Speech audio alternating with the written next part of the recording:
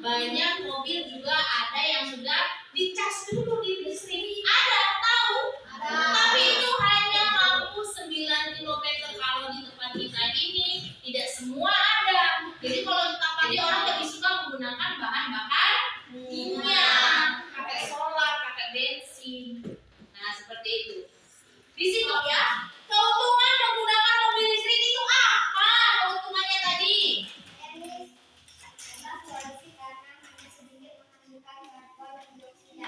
Ya, bebas polusi karena hanya sedikit menghasilkan karbon dioksida. Pertanyaan berikutnya diskusi mulai. Keuntungan menggunakan mobil berbahan bakar minyak.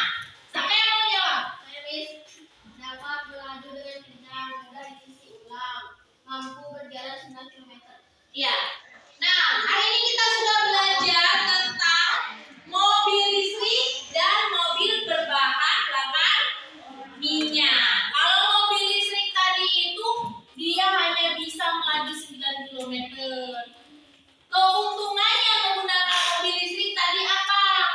Dia tidak terlalu banyak menghasilkan gas karbon dioksida. Artinya mobil listrik itu dia menghasilkan karbon dioksida itu hanya sedikit sehingga tidak menyebarkan begitu banyak polusi udara. Tapi kalau bahan bakar minyak dia bisa lebih dari 9 km. Dan untuk mendapatkan bahan bakarnya pun mudah karena di pinggir-pinggir jalan itu banyak ada pom bensin itu banyak yang berjualan. Dan tapi dia banyak menghasilkan polusi udara. Bisa membedakannya.